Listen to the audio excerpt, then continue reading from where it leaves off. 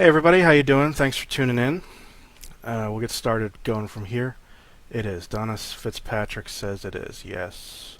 Okay, so I guess the microphone's working. All right.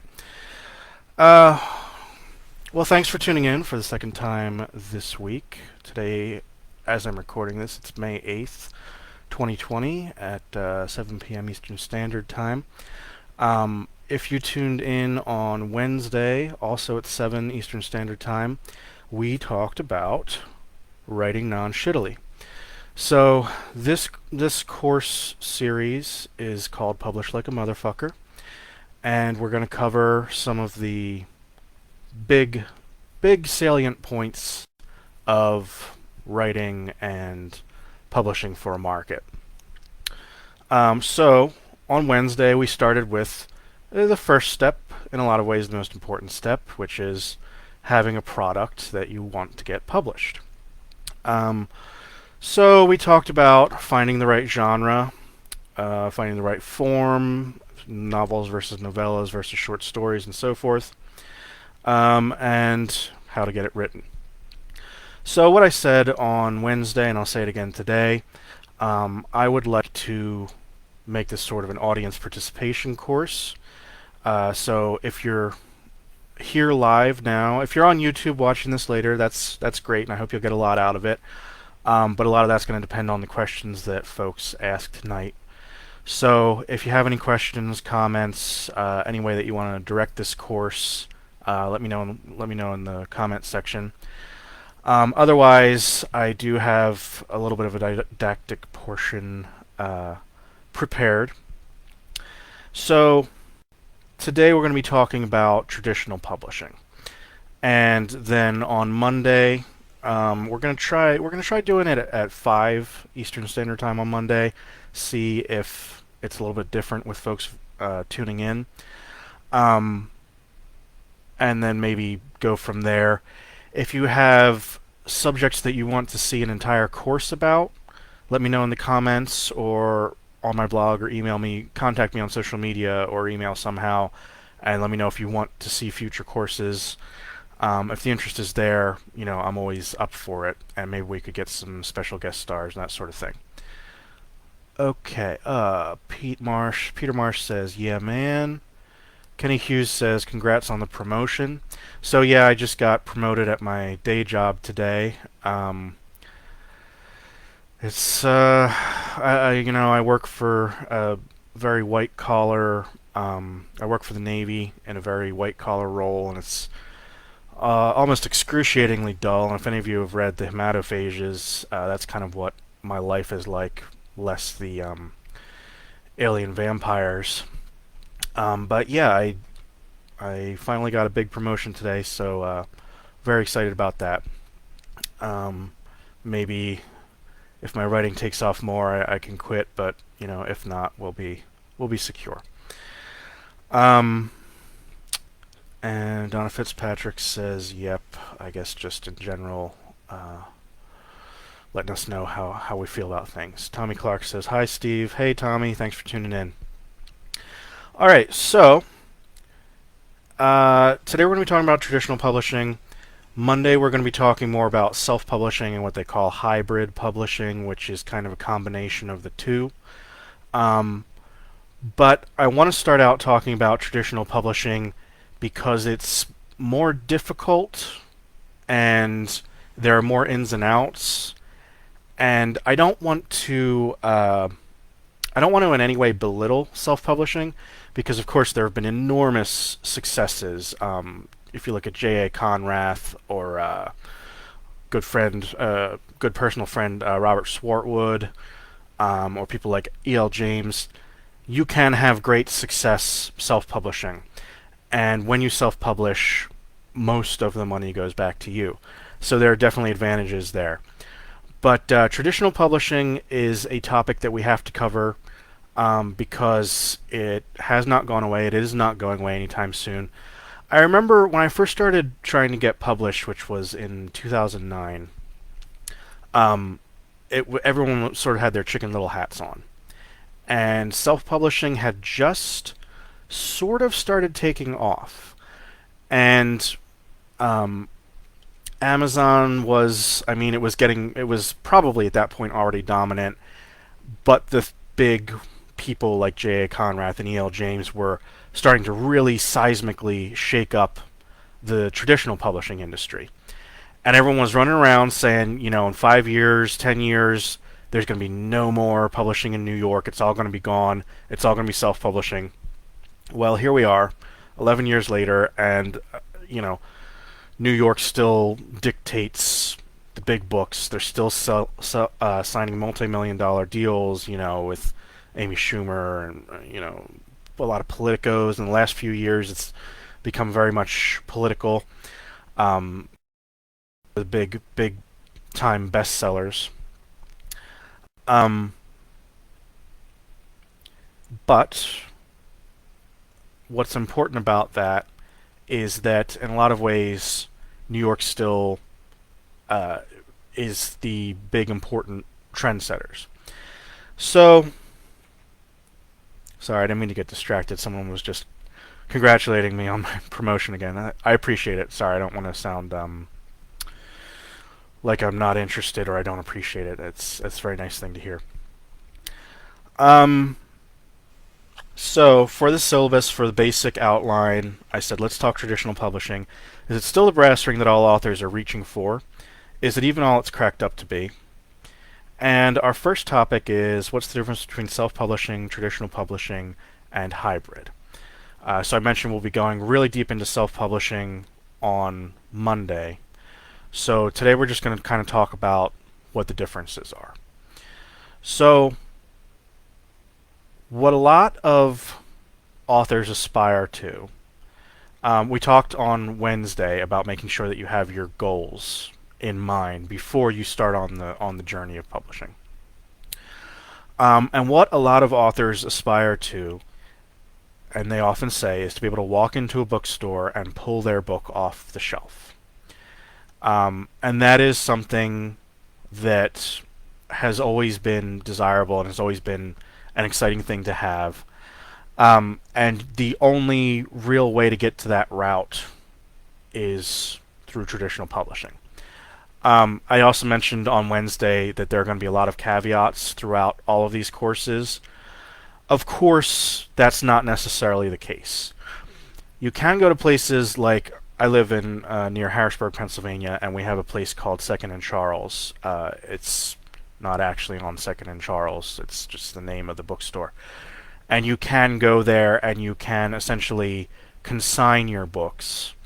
So I could self-publish a book, consign it at Second Charles or a place that has that sort of a publishing model, or book-selling model, I should say, and walk in and see my books on the shelves. But what we're really talking about is a distribution system. So the way that this distribution system happens is you have these various bookstores. Okay, so you have big retail giants like Barnes and Nobles, Books a Million, formerly things like Borders and Walden Books, which of course have all, you know, met their ends, whether timely or untimely. And then you have independent bookstores, and then you have essentially used bookstores. So the books that end up at the big retail stores and the independent chains on display, like when you walk into an independent store and you see the tables that are out and the new books that are coming in, like the new If It Bleeds by Stephen King. These books are distributed to bookstores by what's called the Big Five, which is formerly the Big Six, but now it's five because one of them went under during what I was just talking about, that big bubble pop in 2009, 2010. So it's now, it's been a while now, so you don't hear a whole lot of people say the Big Six, now the Big Five anymore. But if you're ever looking at something older and you see the Big Six, that's what happened. That's what that means. So the Big Five book publishers, which are, I don't know them off the top of my head, but it's Penguin, Hachette, Macmillan, and two others that, you know, that will now never take my books, I assume, because I forgot them. But those are the big five.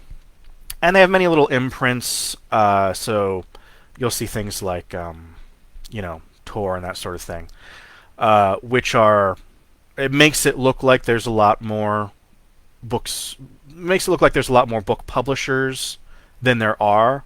They're really basically all owned by the same five people.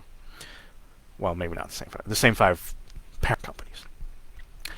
So the big five publishers acquire a manuscript. They print out a bunch of books on spec, on speculation, the assumption that people will buy it.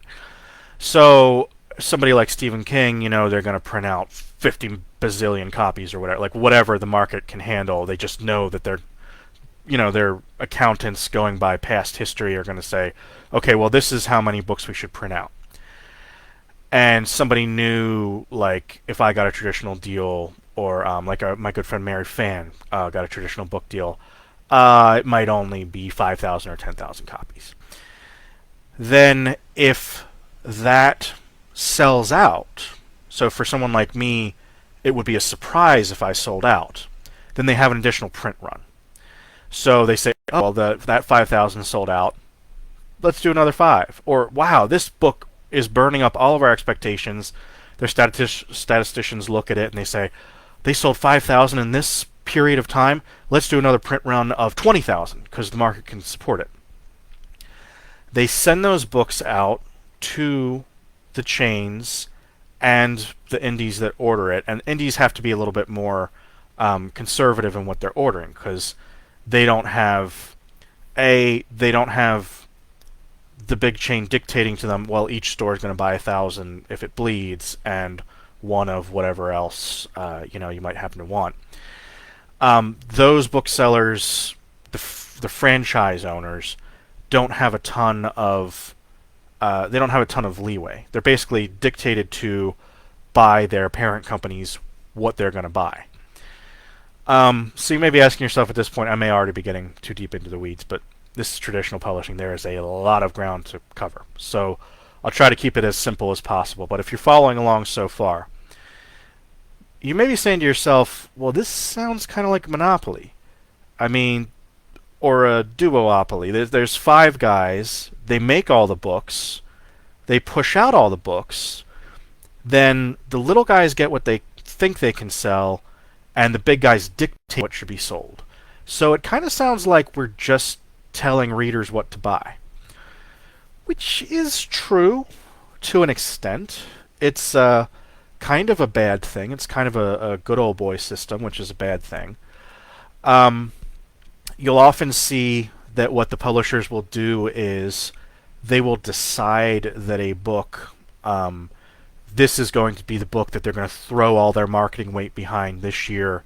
Like, they're convinced this is the book that readers are going to buy, and they sort of try and wag the dog by saying, okay, well, we're going to put $1 million marketing plan behind this book. It's going to be in all the bookstores, and when it's there staring people in the face, they're going to buy it. So it's kind of the same. It's the same way with a lot of media.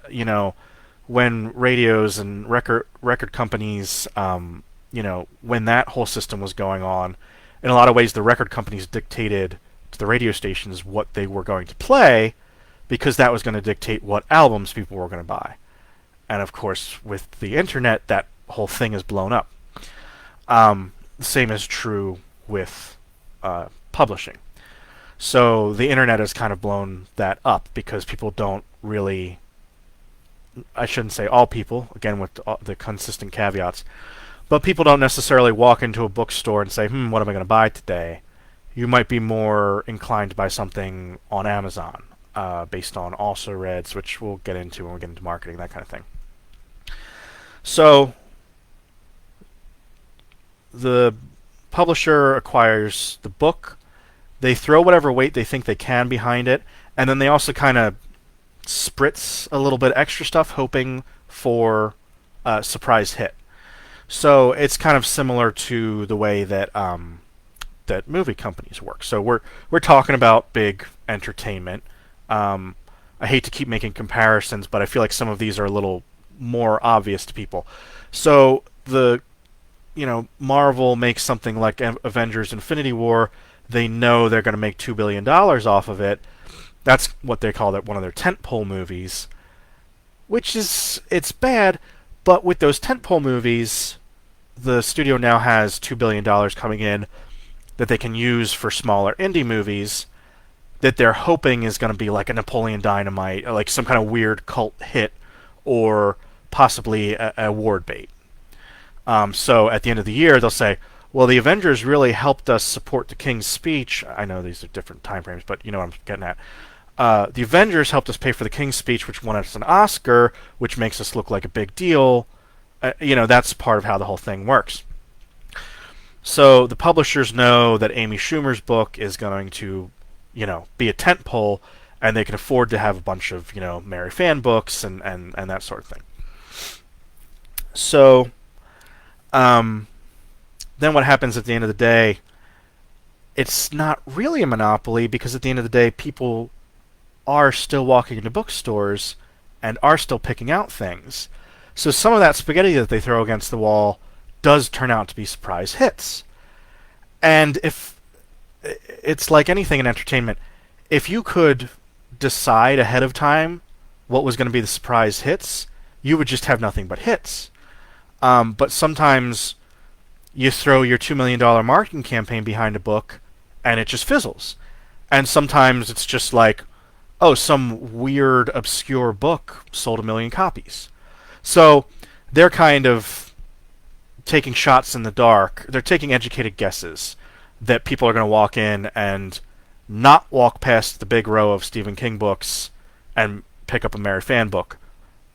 But it might happen. So in a lot of ways, the audience is deciding that this is the way the traditional publishing system works. So the one component that I left out in that basic explanation is agents. Now, again, everything has caveats. There are some Big Five imprints that accept unagented submissions, which is what's sometimes called over the transom or slush. So that would be if I write a book on spec, because I'm nobody. I mean, I'm kind of somebody now, but I'm still not a big famous author.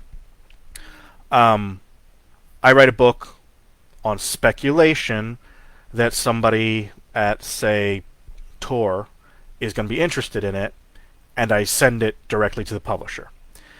For the most part, the Big Five imprints are not interested in that anymore, because there's 350 billion people in this country, there's 7 billion people in the world, and they cannot go through that amount of slush. Maybe 50, 100 years ago, they could have. But what has grown up to make that manageable for the publishers is a system of literary agents. So literary agent is functionally just a guy or a girl. There's no, it's not like being a doctor or a dentist or lawyer or something. You don't have to have any special training or anything to be a literary agent. You just kind of hang up your shingle as a literary agent, and basically they keep the slush back. So the agents deal with the slush. They go through the submissions from 7 billion aspiring authors around the world, and they pick out the ones that the agent, who hopefully has a personal, if not at a minimum professional, relationship with the publishers. So the agent says, I'm good friends with Jim Bob. I know Jim Bob's acquiring Space Leech Vampire Horror. Ooh, let me grab the hematophages. He might like this.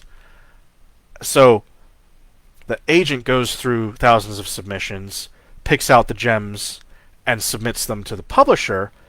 Now the publisher has a bunch of agented submissions from which they select the ones based on what their statisticians and their prediction models and all that sort of thing told them are going to sell by the time we get these on the shelves.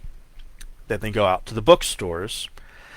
Then what ends up happening more times than not is the bookstores return the unsold copies to the publisher. So it's again with the Stephen Kings that are getting a second print run because those books are selling. They support all of the stuff that we sent 8 copies of Kozeniewski's Brain Eater Jones to bookstore or to Barnes and Nobles in Iowa, and only one sold, so they returned 7 to be pulped, to be turned back into paper pulp and reprocessed into new books. So it's a very strange, antiquated, almost gambling system, but it's the way you had to do things 50 or 100 years ago, and it has continued. And those stores are still there, so that's the way that the system continues to work, and that's where the money is flowing. That's where the liquid money is with these big 5 publishers and with these existing bookstores. So the system continues. So that's what traditional publishing is. Self-publishing, as I was alluding to earlier, was supposed to be the big disruptor that everybody thought was going to just destroy the traditional publishing. Oh, well, now we don't have to do all this weird, crystal ball gazing and hoping that some things are going to work. With self-publishing, what you do is you cut out all those middlemen. You cut out the agent, you cut out the publisher, and you go directly to the distributor. Except in this case, the distributor is not a brick-and-mortar bookstore, it's Amazon. And I say Amazon, I should say Amazon and Kobo and Barnes & Noble's online and Apple iTunes and, Google Books. But there is an ecosystem of various online distributors. But really the big 500-pound gorilla in the room is Amazon. Basically, you're going to live and die by Amazon. I've never had anything, I don't want to oversell this, but I don't think I've ever sold more than 5 or 10% of books on other platforms other than Amazon. For the self-publisher, for good or for ill, and I know there's a lot of ills about dealing with Amazon, but for good or for ill, that's who we're in bed with. That's who our distributor is. So, essentially, you write a manuscript, you put it on Amazon, and the audience can just go there. So all you have to do is pay Amazon a certain distribution fee, which is generally 30%. Well, we'll get into all this on Monday. Generally, you pay Amazon 30% for your books. They essentially just take 30% of your earnings for the pleasure of hosting that. But it can go down to Amazon taking 70% if you sell a book for 99 cents or lower. So that's why you'll often see people selling for $1.99, $2.99 at a minimum. So there's self-publishing, which we're going to go into great detail on Monday. And there's traditional publishing, which we just went over a little bit. And then there is hybrid publishing, which is what most people will tell you at a minimum you want to be doing, because all that hybrid publishing really is it's a certain combination of self-publishing and traditional. It's not putting all your eggs in one basket.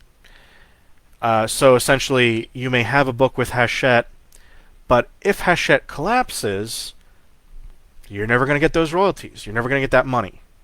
So if you have one book with Hachette, and one book with a small publisher, and one book with that you've totally self-published, you're going to have these different revenue streams. And what you have to do, any financial person will tell you, diversify your revenue streams, because you don't want a market collapse or a market shakeup to send you from 100% to 0% because you put all your eggs in one basket.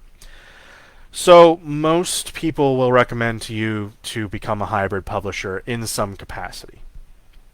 And what I will tell you, what I have found is, I published my first book, I've actually published all of my books with small presses. I came very close to having an agent in book picked up. Picked up by the Big Five.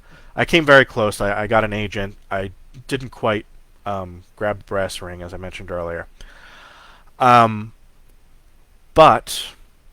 once I had gone through that process once of publishing through a small press, and I started to understand the ins and outs, and I watched a lot of videos like this, and I read a lot of industry blogs and that sort of thing, I felt much more confident to start self-publishing. So what I will generally recommend is, this is for you aspiring authors, which is probably what most people watching this are. I would recommend that you start at the top and work your way down aspirationally. So a lot of people come to me and their question is, should I just self-publish this? I'm like, well, if you believe in the work, as we said, on Wednesday, you want to make sure you have a book that is publishable, that you believe in, that you think is good, before you ever try and put it out the door. If you believe in the work, it doesn't hurt you to try to get the Big Five deal. You can eat up a lot of time doing that, but if you're going to be an author, get used to having a lot of your time eaten up anyway. Because I'll just tell you right now, actually, let me break it down for you. For my first book, when I was trying to get that published, I queried 500 agents and small presses before I finally found one that picked it up. So you can imagine, even if I only spent 10-15 minutes on each of those submissions, you can guess how long that took. We're talking about years of my life. It took me 4 years to get that picked up. Once it was picked up, I then had to go back in the trenches and start requesting reviews from thousands and thousands of reviewers and bloggers and everything else. So, and all that is fairly quick compared to traditional publishing. Traditional publishing, you got to go through the whole process to find an agent.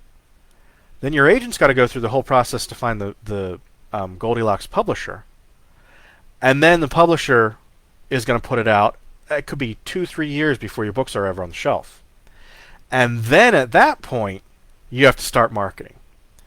So just get used to the idea that this is it's a marathon, not a sprint. If what you were hoping for was a get-rich-quick scheme, there's Amway, there's LuLaRoe, there's lots of get-rich-quick schemes out there that'll, actually give you money. It's not publishing. And we went over this a little bit on Wednesday. You have to have a certain inner drive. You have to be a certain level of crazy. And this always sounds kind of cutesy to me when I say it, but there's truth in it. You have to really desperately want to be an author, and it has to be so important to you that you're going to chase that brass ring for years. And remember, even when you get to that first success, like my first success was in 2013, I'm still not a working author. It's been 7 years. I'm making a little money. I'm doing a lot better than when I was hemorrhaging money my first couple of years. But you be prepared, be dedicated, be ready for it. Peter Marsh says, "Man, that sounds daunting." It is. But also remember, with those numbers, it sounds a lot like I'm bashing my head against the wall, and it feels a lot like that for a long time. But remember, with those kind of numbers out there, there is somebody out there that is going to love your book as much as you. Okay? And whether that is, a reader or a publisher or an agent, you're going to find that person who's going to grab that book and they're going to say, it might be a stupid financial decision for me to publish this book, or it might be a stupid financial decision for me to buy this book. Hopefully not. Hopefully you don't price your books ridiculously. But I love this book so much. I love this book as much as the author loves it. And that's a really gratifying thing. And that's what is at the end of the road. Okay, Peter Marsh says, why were you hemorrhaging money? Okay. Um, you don't. I was putting money into marketing, and it wasn't coming back on the back end. So, if I go to one convention that's out of town, okay, that's possibly a $500 plane ticket or whatever. Who knows what plane tickets are. That's okay. So I'm going to a convention. My idea is to sell my book at the convention, right? So I've got to pay for a plane ticket. I've got to pay for my hotel room to stay at. I've got to pay for a table from which to sell my books. I've got to pay for the books, okay? Because even with my author discount, which is nice, you get a nice author discount, I've got to put the money up front to sell a product that nobody wants, okay? And I'm not saying that to be joking. I'm just saying, if you've never been to a convention, when you go into the seller's room of a convention, even a genre convention, people want the Freddy Krueger poster. They want, the Jason mask. They don't want a book by somebody they've never heard of about something they've never heard of. So you're going there because this is like a fertile field for you to toss your seeds.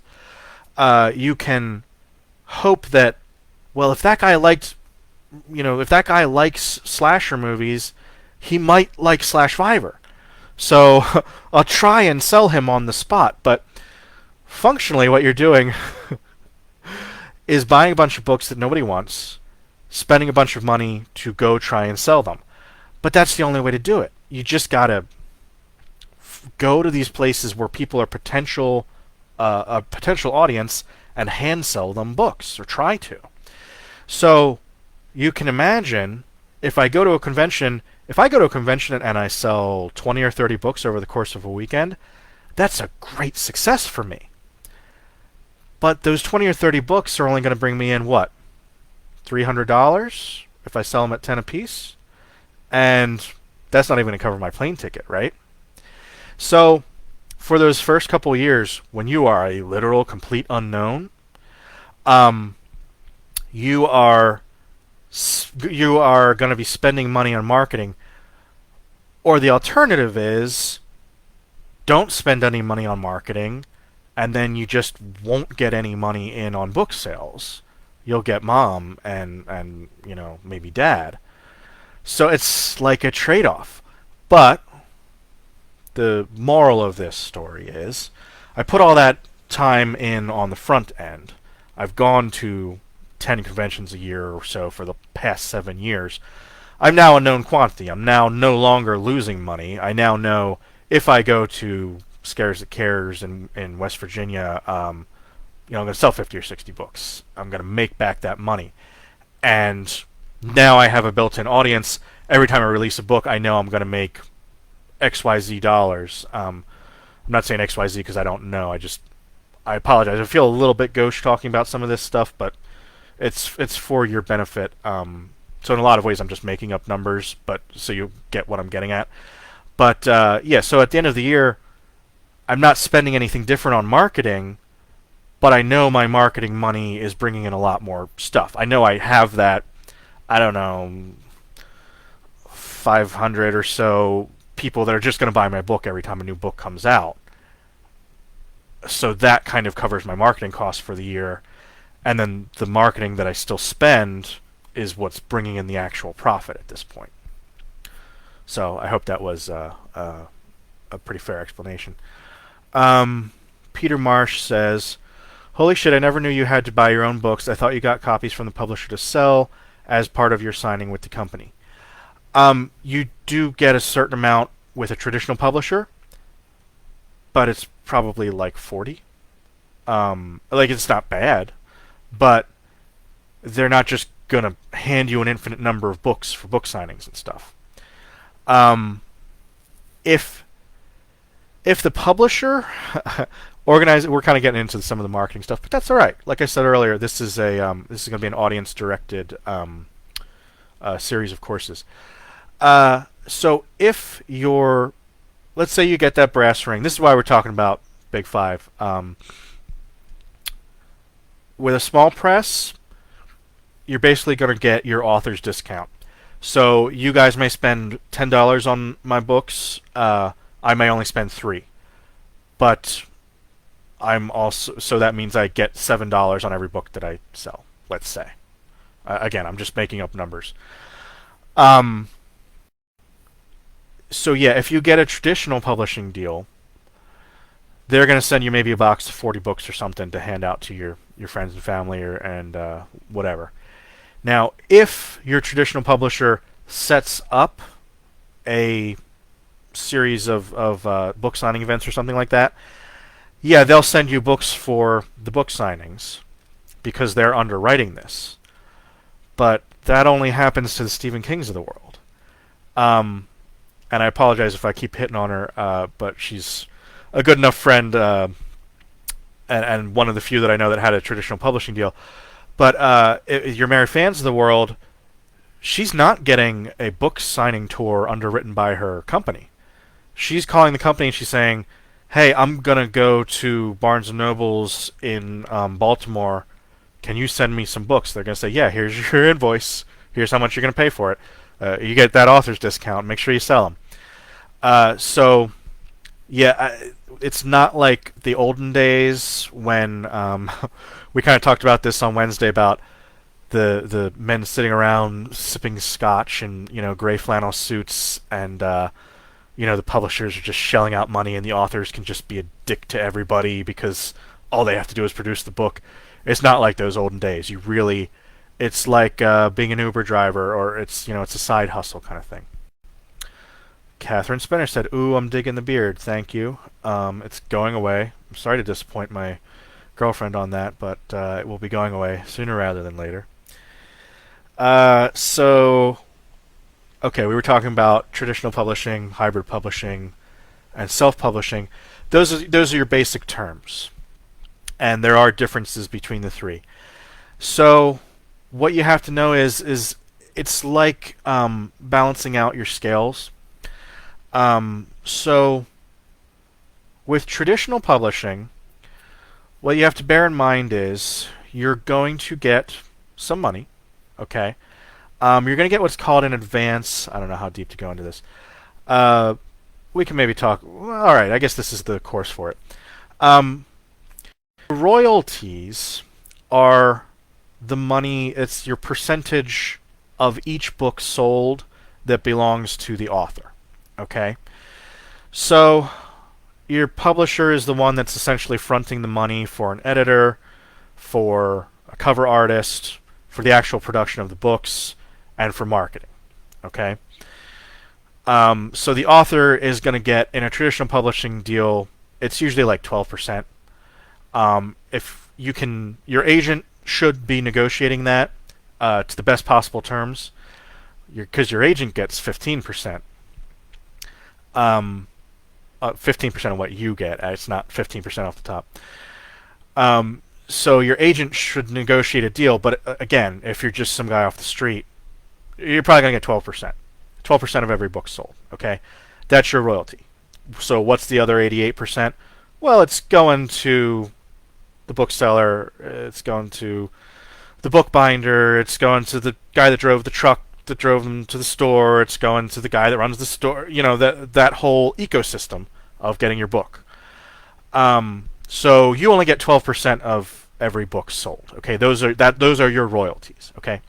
So with a traditional publisher, what they're going to give you is what's called an advance. And an advance is actually an advance against royalties. Okay? So it doesn't mean they can take the money back. But again, what they do is they go down to their number crunchers, their statisticians, and their people who make all those predictions and that kind of thing.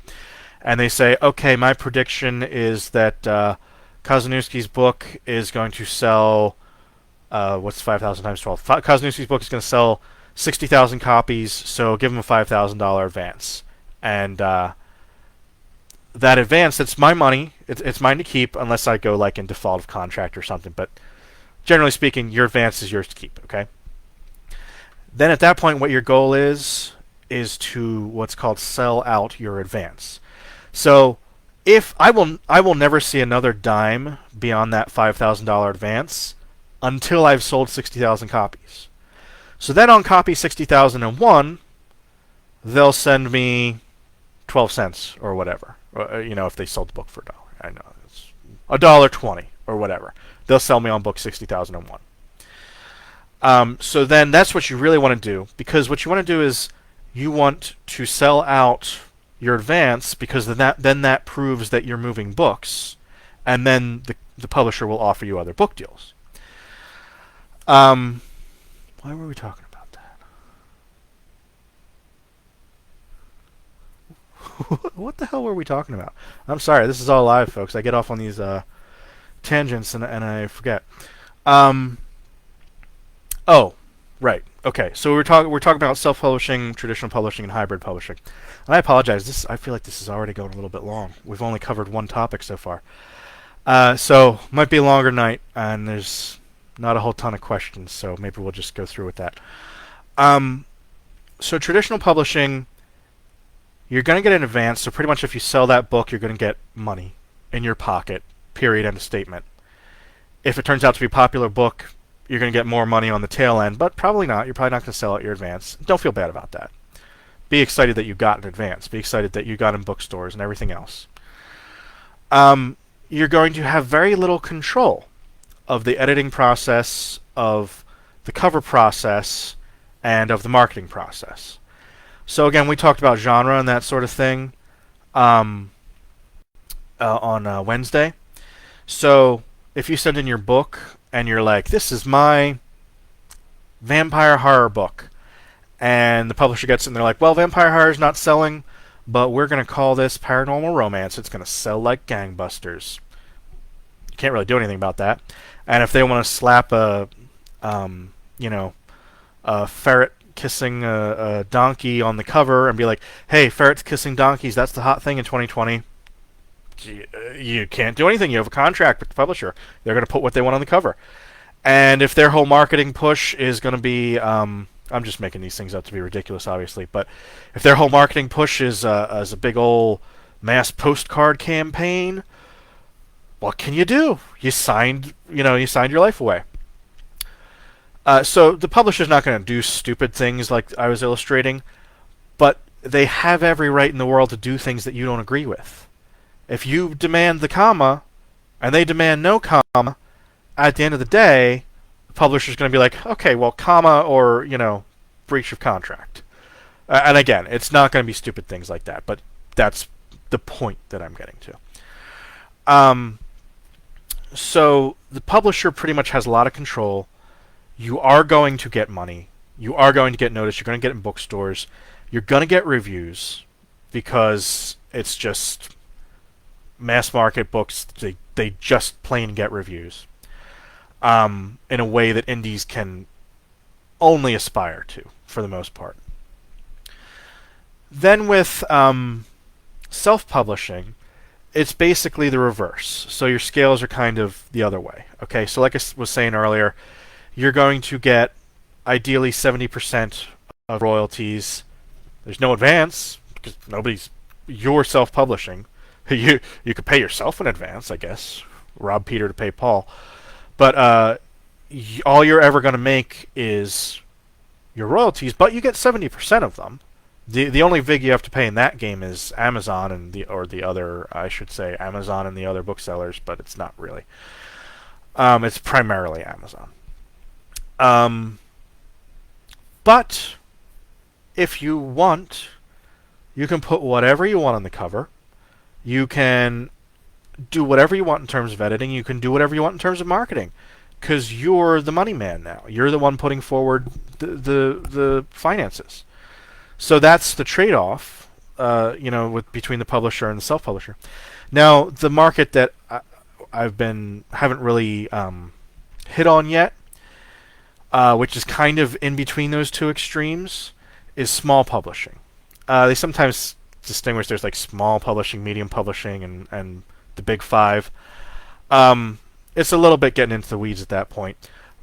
It's what I know best, because all I've ever done is small publish. I'm sorry. All I've ever done before is go with small presses, and then when my rights have reverted to me. So when you sell a manuscript, you sign the dotted line for a period of years. It's usually 5 years. Every contract I've ever gotten so far has been 5 years. Then at the end of that 5 years, you can either re-up with the publisher. There's usually no reason to. It's usually kind of an amicable, okay, we sold what we could on that. Reverts to you. Might as well self-publish, right? You might make a few more bucks. You can do what you want with the price point. I had some books that I thought were ludicrously overpriced, but what could I do? I had signed a contract. It was up to the publisher. That was their marketing plan. So I got the books back. I lowered the price. Got a lot more sales. So with a small press, it's kind of in between those two extremes. You're basically going to have a lot more power. You're going to have a lot more hand. You're going to have a lot more say in what goes on the cover and what goes in between the covers. They may offer you a token advance. I know people who've gotten maybe a $500 advance. Sometimes it's really genuinely a token. It's like $50 or 3 free copies. Yeah, like you were asking, Peter was asking earlier about why don't you get free copies. Yeah, I mean, sometimes in your contract it's like 5 or 10 copies or something. I've never gotten an advance, honestly. I never pushed for it. I don't. It's kind of at my level, it's kind of just a bragging rights thing. Like, okay, I got a $50 advance and then I paid it out in a year or whatever. It's just something to brag about. So when deciding whether to go with the self-publishing route, the small press route, or the Big Five route, bear in mind that there's kind of some ups and downs in there. And again, none of this is 100%. It's kind of fluid. I did have a friend of mine who was a Big Five publisher at one point say that he said, you always say that, but we really do listen to our authors about their covers and stuff. And I'm like, yes. So like he's one of the ones that does. But part of what I want to do with this course is to keep you guys from swimming with sharks. And you are going to run into big publishers that are just like, my way or the fucking highway. Okay? So be prepared for that. But I mean, good on you if you got a contract with them. So, finding the right agent or publisher. That's the next topic that at 50 minutes in I should probably have already been a third of the way through. So I apologize. I guess that took a little bit longer to cover. But finding the right agent or publisher. So how does one do that? So now that we know the ways that you can get published, and knowing that self-publishing is more or less a decision you can just make tonight if you want. If you have the manuscript, you can be self-published by tonight. So focusing on getting an agent or publisher, this is where I really want to keep reiterating, watch out for those sharks, okay? Watch out for what we sometimes call schmagents, okay, instead of an agent. So you remember I said earlier, when it comes to agents, all you really have to do is be able to write agent on your website. That's really the only licensing that an agent needs, okay? So you can often tell, and when you Google an agent, you'll want to see what books has he sold? What Big Five books has he sold? Who has he sold books to? Okay? And if he's selling books to Publish America, and and for those of you who don't know, Publish America is a vanity press. Maybe I should talk about that. One important thing with small presses is watch out that they are not a vanity. So what a vanity press is they are just the worst kind of just grotesque. They are just out to take your money, okay? They're the kind of people that I could just go like this on a keyboard for an hour and write something incomprehensible and send it to a vanity press, and they'll say, yeah, we'll take that, and you are going to be obliged to buy 1,000 copies from our facility in Oklahoma. Shipping's on you, and marketing's on you, and the cover's on you, and the editor's on you. So if you pay us $10,000, we will publish your book. Okay, so there are many legitimate small presses that have a royalty sharing publishing plan where they front the money and they're great. What you want to remember is money always needs to go to the author. Except for very rare instances, you might be asked to pay for postage. I think agents sometimes, there's some kind of tiny little fee that agents sometimes charge. But for the most part, at no point in this process will you put out money. Okay? The money that you put out, it will not be in your contract. Now, I know we talked earlier about you're your own marketer in a lot of ways, so you're responsible for marketing. That's of your own accord. Okay, that was my choice to do that because I wanted to better my books. But at no point in any of my contracts does it say you will pay the publisher to publish this. Okay, that's not legit. That's a big warning sign. Okay, so first thing I'll say is when you're looking for agents, when you're looking for publishers, small presses, that sort of thing, do your research. Check out Writer Beware. There's a lot of great places online. I think Absolute Right. I'm not sure if Absolute Right is still functional, but check out Writer Beware. Check out what you want to be checking out is places that are not that are kind of community driven. Okay. Now, there's communities can get shitty and they can kind of decide that they don't like a particular publisher for no real reason. But for the most part, community driven places like Absolute Right are going to be able to weed out the sharks for you. So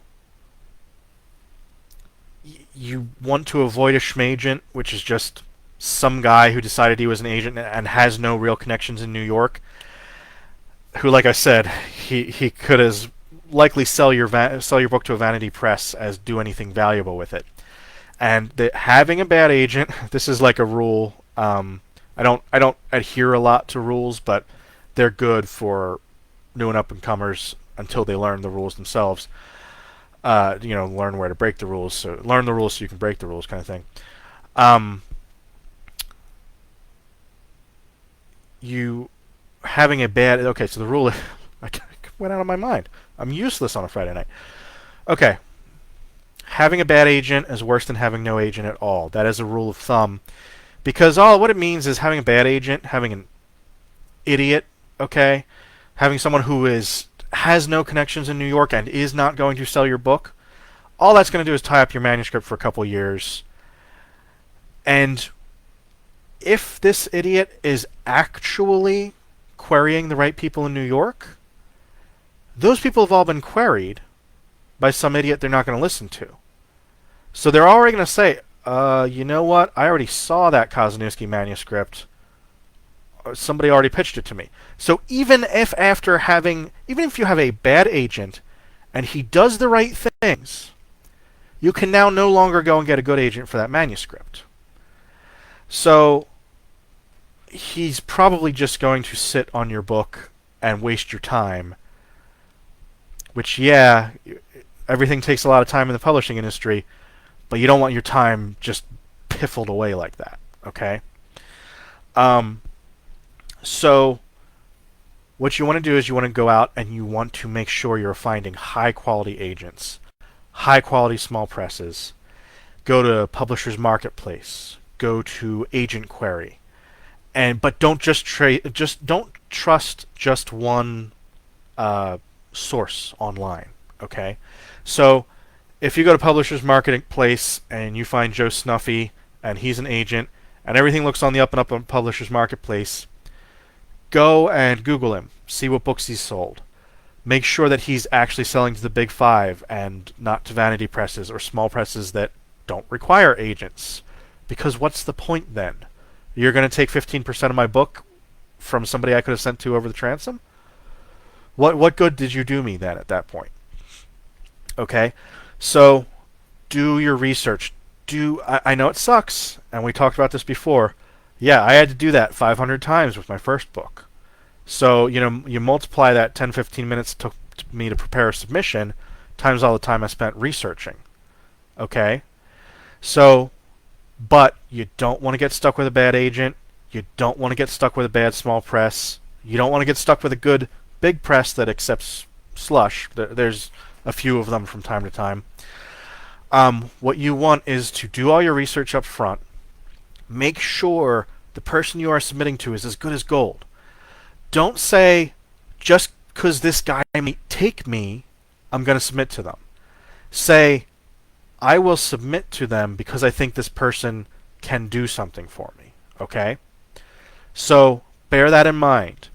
And worst case scenario, if you're confused, if you found somebody and you're not sure whether this is somebody you want to work with, email me. And that's not an empty promise. I always say this at all of my convention appearances and everything. I'm here for you. I have been helped a lot by other authors, and they have always said to me, I've said, how can I ever repay you? They've always said the only way, and the only way you ever will repay us, is to pass this on to other people. Pass on your hard-won knowledge and make sure that the new up-and-comers don't swim with sharks. Okay? Because I told you to avoid this shark. You tell the next guy. You tell Peter Marsh, or, whoever. Okay?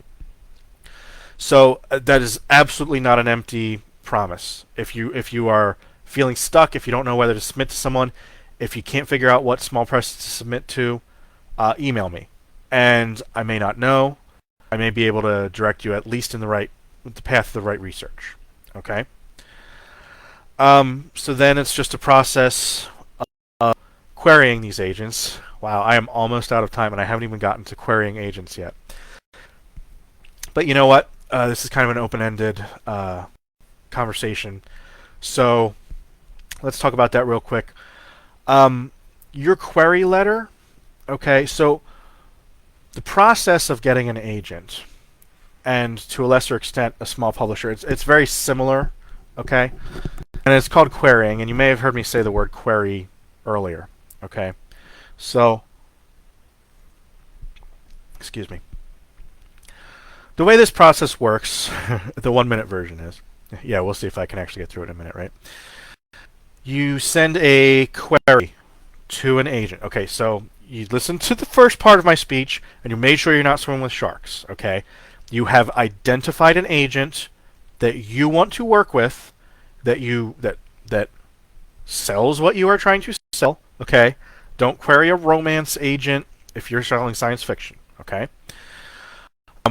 Make sure all the stars line up. This is someone you want to work with that will help your career, that is taking what you are selling, that you think you would mesh good with, that is not a shark, okay?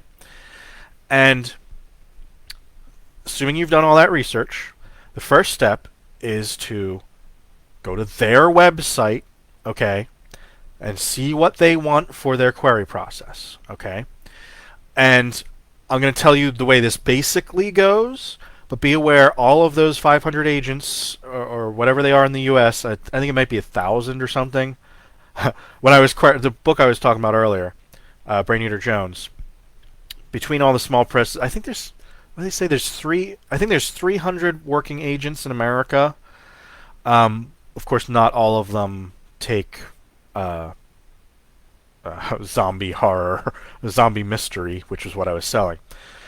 And there's quite a few small presses. But again, you want to make sure you've identified. You're just wasting everybody's time, okay, if you send a romance novel to a Western publisher or something like that. So everything's lined up, okay? You go to their website, you find out what their personal query system is, okay? Don't say Kozeniewski told me to do this and it's fine, okay? Send them what they ask for, okay? But the way this system generally goes is you write a letter. It's a business letter. It's got a proper format. It's 3 paragraphs. It's essentially the back of a book with the bookends being who you are and, some information about your book. There's a ton of information online. If you guys want to know more about query letters, I could do a whole course on that. You send a letter. It's an email. I don't think anybody takes paper anymore, but again, that's why you check the agent's website or the publisher's website and make sure. You send them a letter. You say, here's who I am, here's what I'm selling, would you be interested? They come back, they say, send me 50 pages. This is called a partial, okay? Now again, partials vary. Sometimes they say 50 pages, sometimes they say 3 chapters, sometimes they say something else entirely. You send the partial, then they say, oh, I liked the letter. I liked how he described the back of the book. I liked his sample. Now let's see if he can bring it home, okay? Then they're going to say, send me a full, okay? Now, as you can imagine, each step in this process is fairly lengthy, okay? But they get progressively lengthier, okay? Because of the time it takes to read you a letter, might be a minute. Now, you're getting, as an agent, remember I said you're taking care of all 7 billion people in the world, preventing them from bothering the publishers. So you may have thousands and thousands of letters that you're going through, so that takes months. They'll often say 3 to 6 months. Then if they like it, now you've sent a partial, now you've sent 50 pages for them to read. That's a couple hours of their time. There's less of those, there's less partials that they've requested, but there's much, much more reading. So then that will at a certain period, which they'll also tell you. Then if they like the partial, they want the full thing, that's going to take even longer, and they're going to really have their, they're really going to have their analysis glasses on at that point. I wanted to say thinking cap, but that doesn't really make sense in context. So what you have to bear in mind is an agent, for good or for ill, they're always looking for reasons to reject you. Okay? So remember how I said they're the gatekeepers for all 7 billion people in the world to keep them from bothering the guys in New York. Okay? Well, agents are also in New York, but the big 5, I mean. Okay? So an agent, in order to get through the slush, the unsolicited manuscripts sent over the transom, these are what all these terms refer to. It's writing on spec. I'll just keep coming up with terms for it. In order to get through that, the only way they can functionally do that, and yeah, it is probably a poor intern somewhere who used to love reading and writing, but now no longer does, because they've read all your Bigfoot porn that you submitted. The only way to do that is to immediately reject as soon as possible. Okay? So, now this is a little extreme, but if you say, Dear Mrs. Kozeniewski, and I don't identify as a lady, I'd be like, oh, you know what? This guy didn't do his research. I'm not going to bother with somebody who doesn't do their research. Let me reject him. Don't say Kozeniewski didn't tell you to do your research. Okay. But assuming, that's a little petty. Yeah, they're probably not going to say something petty in the, oh, well, this comma was misplaced. But, okay, Peter Marsh says, I got to log out. Back with my kids. I appreciate the inside look into the industry. I'm going to look for this video on your blog to get to the very end of it. Just try not to go into too much detail about the donkey kissing story you were going into before. I'm trying to start up that genre. Okay, so we'll let Peter have the ferrets kissing donkey genre. Okay, thanks for stopping by, Peter. So I say a lot of these things to get my point across. No, I don't think a lot of agents will be so petty as to say, oh, you used Mr. and I'm a doctor. Yeah, that's petty. But if you think of it that way, they are looking for reasons to reject you. Which goes back to Wednesday when I said you need to make your book perfect before it ever goes out the door. Okay, you want there to be no reason in the query letter for the agent to reject you. You want there to be no reason in the partial sample for the agent to reject you. You want the agent to be cursing your name by the time they are reading your manuscript because it's so brilliant that they couldn't find a reason to reject you throughout all those steps. Okay? And that's why it's brutal, and that's why it's like bashing your head against the wall. And that's why you have to send out 500 queries and, hope and spit into the wind and hope. Okay? So, all right. So I think that pretty well covers finding the right agent or publisher. Okay? Now, with the small presses, the system is basically the same. Just replace the word agent with small press. Okay? Go out, look for the small presses, do your goddamn research, and then query them, go to their website, find out what they want in a query. And why I say go to their website, they might want 10 pages pasted into the email. They want 20 pages attached to the email. They might want just the query letter. They might want a bio. They might want a marketing plan. I came across some dickhead once. Whatever, it's my class. I'll say what I want. I came across this guy once who told me I had to double my Twitter followers before he would consider working with me. And so, I mean, the end of that story is I did double my Twitter followers, but then I never worked with that guy again. I mean, that's the kind of petty shit. I mean, I'm joking about the petty shit, but it's a big industry with a lot of weird personalities, to be frank, if you couldn't tell just from watching this video. But there are people that will ask you for weird shit. They'll ask you for, like I said, a marketing plan. How am I going to market a book? I don't know anything about, what you're going to give me, and my agent's asking me for a marketing plan. But sometimes they do. So make up a marketing plan, I got a blog and a lot of people that like me, So, we're about 10 minutes over time.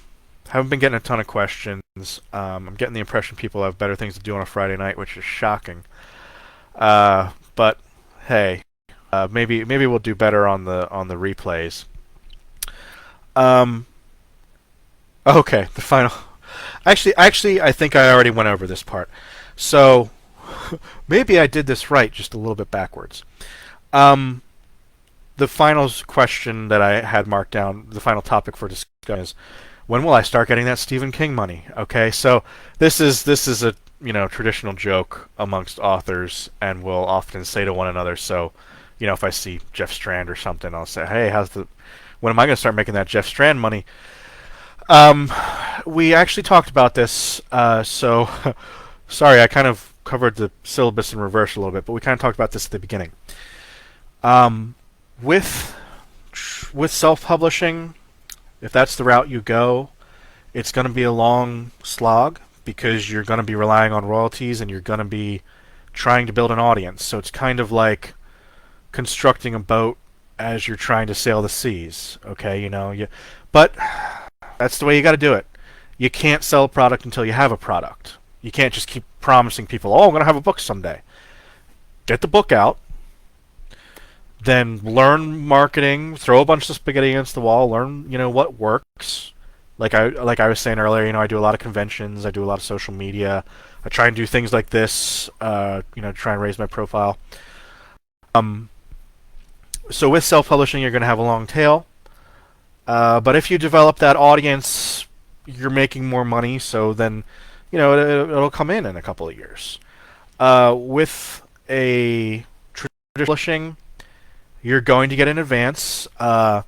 There's actually all these terms. I don't want to make a comparison that I have to explain both sides of the comparison to, but in romance writing, they have all these terms that you're supposed to say, and it's like steamy, hot, spicy, sexy, something like that, and it's like the level of explicit sex, essentially, that is in the romance. And in the publishing industry, they have the same thing. I apologize, I haven't bothered to memorize either of these. But in the publishing industry, they have the same thing, which is it's like a nice advance, a cozy advance, a good advance, and like an excellent advance, and it's like $1,000, $10,000, $1,000,000. Those are what the different advances are. As a first-time author, you'll probably get between $1,000 and $10,000 in your advance. That's a lot of money. When people talk about the finances of the publishing industry, which we're talking about, that's the subject of this course. So, again, I apologize if I'm being gauche. But when you think about the hours that you've put into your book, writing it, editing it, all those hours trying to sell it, all the hours after that trying to market it, and then they hand you $1,000, you're ending up making pennies an hour. You're not even making minimum wage at that point. So yeah, it sucks. And what it's all about is kind of putting in the hard work at the beginning and hoping that it'll pay out. Now, unfortunately, as we also talked about with the big five publishers, if you completely bomb on your first, your options are,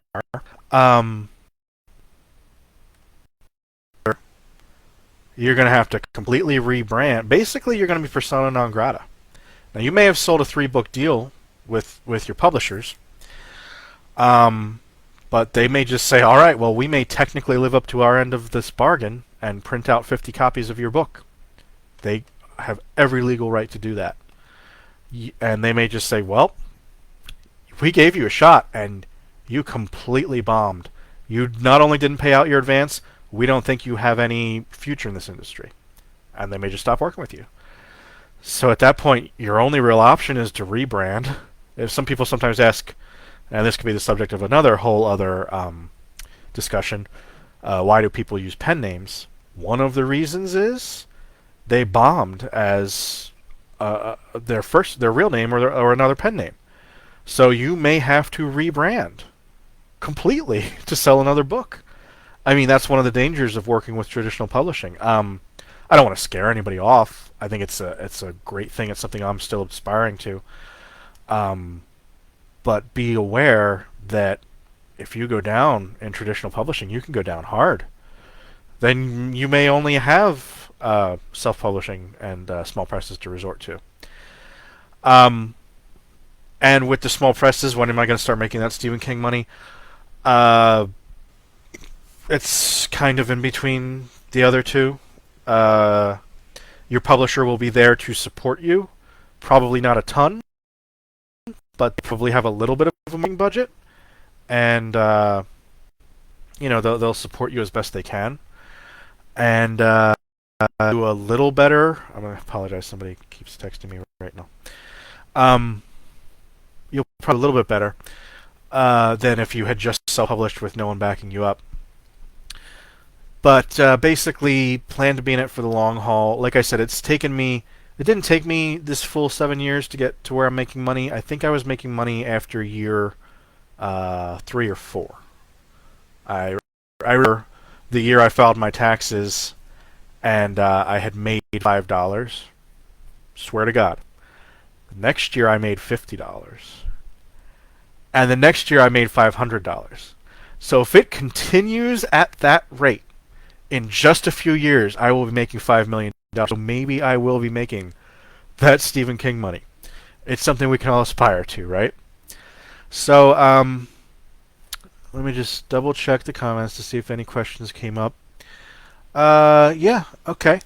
That's it. We went a little bit over, about an hour and a quarter. I guess this topic just turned out to be a little lengthier than I was anticipating. But I hope I covered everybody's questions. If not, send me your questions on Twitter, Facebook, comment on the YouTube video, comment on my blog, however you want to get them to me.